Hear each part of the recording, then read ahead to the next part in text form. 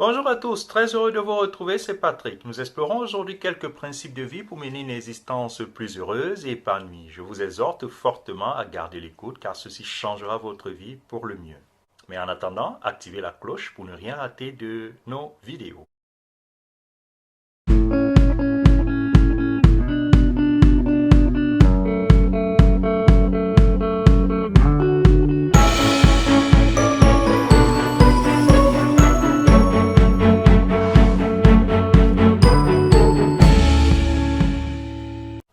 Merci de nous rejoindre. Le repos, la pleine conscience, le bonheur, les relations et la vie sont quelques principes que nous voulons explorer aujourd'hui. Pour commencer, nous allons parler du repos. Savoir se reposer. Quand votre esprit se repose, le monde se repose aussi. Le monde est vécu en fonction de l'état d'esprit de chacun. Et au lieu d'être objective, la réalité est plutôt subjective, conditionnée par la perception de l'individu. Selon votre interprétation de l'événement, une même situation peut vous paraître insupportable, vous paraître complètement dérisoire et tout à fait drôle. Ainsi, plutôt que d'être simplement l'observateur, votre esprit participe en fait à la création du monde. Si un arbre tombe dans une forêt loin de vous et que vous ne vous rendez même pas compte de ce phénomène, l'arbre tombé fait-il une différence dans votre vie? Bien entendu, la réponse est non. Votre monde n'est que ce dont votre esprit est conscient. Vous ne pouvez pas vivre dans une réalité dont vous n'êtes pas conscient. Par exemple, les personnes qui hallucinent pensent que leurs hallucinations sont leur réalité parce que leur esprit le leur dit. Ainsi, tout comme votre esprit dépend du monde comme sujet de sa conscience, le monde dépend de votre esprit pour exister d'une certaine manière. L'idée que la frontière entre l'esprit et le monde est en fait mince, poreuse et finalement illusoire est l'une des idées fondamentales de la spiritualité bouddhiste. Si nous prenons un exemple, ce n'est pas que le monde soit objectivement joyeux ou triste et produit en nous un sentiment correspondant. Au contraire, les sentiments proviennent de l'esprit projetant son expérience subjective sur le monde. De la même manière, le monde n'est pas occupé en lui-même, c'est simplement votre esprit qui le fait paraître. Si vous vivez une vie bien remplie, c'est parce que vous avez choisi de la parcourir rapidement, parce que vous avez rempli votre esprit de pensée occupée. La bonne nouvelle est que vous n'êtes pas impuissant, vous pouvez le changer et vous pouvez faire quelque chose. Vous pouvez apprendre à vous reposer. À partir de maintenant, fermez simplement les yeux, respirez profondément et arrêtez de penser à autre chose qu'à votre respiration. Le monde devrait soudainement cesser d'être très occupé et ceci va reposer votre esprit. Lorsque notre esprit est en paix, le monde l'est aussi. Connaître notre esprit est tout aussi important que d'essayer de changer le monde. Soyez amis avec vos émotions. Les sentiments naissent d'une série de conditions dont nous n'avons pas forcément le contrôle. Vous voyez quelqu'un que vous aimez et presque instantanément, une énergie douce et chaleureuse déborde de votre cœur et jaillit vers vos membres. Quelque chose de mal, par contre, vous arrive et votre disposition s'assombrit tout d'un coup. Soudainement, votre poitrine se resserre, vos épaules s'affaissent en avant. Comment donc contrôler vous, quelque chose qui arrive si vite et apparemment tout seul? La prochaine fois que vous ferez face à une émotion négative, devenez ami avec cette émotion et laissez les sentiments se transformer d'eux-mêmes. Une forte émotion négative est comme de la boue tourbillonnante à l'intérieur d'un aquarium. Essayez de le pousser vers le bas, il y en aura encore plus. La seule façon de faire couler la boue au fond est de prendre du recul et de devenir un observateur impartial de ces mouvements naturels. N'ayez pas peur de faire cela. Peu importe à quel point on est célèbre, beau, combien d'argent ou de pouvoir on a, le nombre de réalisations merveilleuses que l'on a eues, nous avons tous notre part de revers, de chagrin et de perte. Nous devons faire face à des défis sur lesquels nous n'avons aucun contrôle. La solitude et la peur de la mort nous accompagneront jusqu'à nos derniers jours. Heureusement, il existe des moyens de rendre ce voyage plus supportable. C'est ce que nous faisons aujourd'hui. Le plus profond d'entre eux est de partager le fardeau des uns avec les autres. C'est à cela que servent les amis.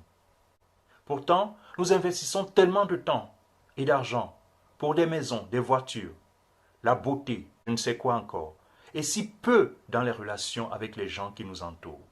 À quoi ça sert d'avoir tous s'il n'y a personne avec qui le partager? Tout comme un livre n'existe pas sans ses lecteurs, les gens ne peuvent exister sans que personne ne vienne valider leur existence, leur haut et leur bas, leur triomphe et leur douleur. Essayez d'investir du temps dans les gens. Écoutez-les, parlez-leur, essayez de les comprendre, soyez reconnaissants envers eux lorsqu'ils vous montrent votre banalité et aimez-les pour leur banalité. Comme l'a dit un jour le Dalai Lama, que cela nous plaise ou non, nous sommes tous connectés et il est impensable d'être heureux tout seul. Être heureux est plus important que d'avoir raison. Être un ami chaleureux et sensible signifie souvent éviter d'évaluer et de critiquer les autres. Même si nous ne le pensons peut-être pas, nous le faisons souvent par envie et dans le but de gonfler notre ego. Demandez-vous simplement combien de fois vous avez dénigré quelqu'un ou vous vous êtes plaint de quelque chose sans proposer de solution ou d'alternative. Lorsqu'une telle chose s'est produite, avez-vous critiqué l'autre pour son bénéfice, pour le bien du monde ou simplement pour votre propre satisfaction? Chacun de nous a des croyances si fondamentales à notre être que nous ne pouvons pas imaginer les compromettre. Que ces croyances soient politiques, religieuses, morales et j'en passe, elles peuvent souvent sembler plus importantes que les sentiments d'une autre personne avec des convictions différentes des nôtres. D'où les disputes parfois amères, des colères, le manque de respect et l'animosité durable. En un mot, tout en essayant de défendre nos valeurs et notre intégrité, nous agissons contre elles. Réfléchissez à ça. En essayant de l'améliorer, nous rendons le monde pire qu'avant. Essayer de convaincre quelqu'un d'adopter nos points de vue est en grande partie le travail de notre ego. Même si nous avons raison, notre ego ne connaît jamais la satisfaction. Au lieu de satisfaire notre ego, renoncez-y. Arrêtez de prendre nos pensées au sérieux et commencez à prendre les gens autour de nous comme nous-mêmes, des humains qui nous ressemblent et qui eux aussi à leur tour ont leur valeur. Avoir raison n'est pas aussi important que d'être heureux ensemble. Ne vaut-il pas mieux être heureux ensemble que d'avoir raison tout seul? N'oubliez surtout pas d'activer la cloche pour vous abonner à la chaîne. Merci. Nous avons continué avec 3 idées libératrices pour la vie. La première idée est que les gens ne sont probablement pas aussi intéressés par vous que vous pourriez le penser. Si quelqu'un vous demandait tout de suite, là maintenant, quel vêtement portait un de vos amis ou un de vos proches il y a une semaine, je suis sûr que dans la majorité d'entre nous, nous ne pourrions pas répondre à cette question. Si vous ne vous en souvenez pas au sujet de ceux qui vous entourent, pourquoi pensez-vous que ces personnes se souviendront de la même chose pour vous? La deuxième chose, qui est aussi liée à la première, tout le monde n'est pas obligé de vous aimer. Après tout, il y a tellement de gens sur cette planète que vous aussi, d'une certaine manière, vous n'aimez pas. Alors, si tel est le cas pour vous, dites-vous bien que c'est le cas pour les autres. Que quelqu'un ne vous aime pas. Cela devrait vous aider à les laisser vivre et à vivre votre propre existence. La troisième idée libératrice est que vous n'êtes pas aussi altruiste que vous pouvez le croire. Si vous êtes brutalement honnête envers vous-même, et je vous demande vraiment de vous arrêter un instant, vous vous rendrez probablement compte que la plupart des choses que vous faites pour les autres, vous le faites pour vous-même. Ne vous embêtez pas trop. Essayez d'être complètement désintéressé le plus souvent. Même en agissant de manière bienveillante, rappelez-vous, vous le faites d'abord pour vous-même. Vous ne devez jamais abandonner votre préoccupation profonde de vous-même. Votre vie est la vôtre et la vôtre uniquement.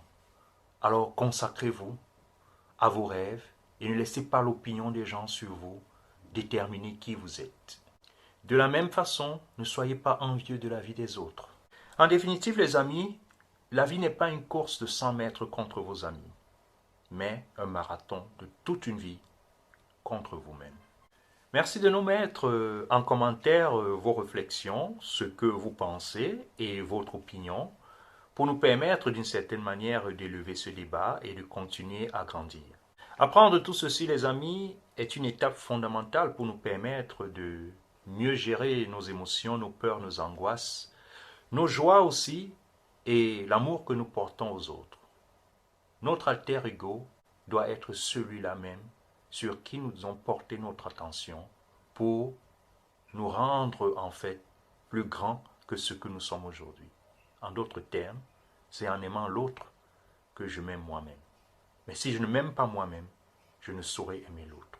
N'oubliez pas de liker, de partager et de vous abonner à la chaîne. Sur ce les amis, et d'ici la prochaine, take care.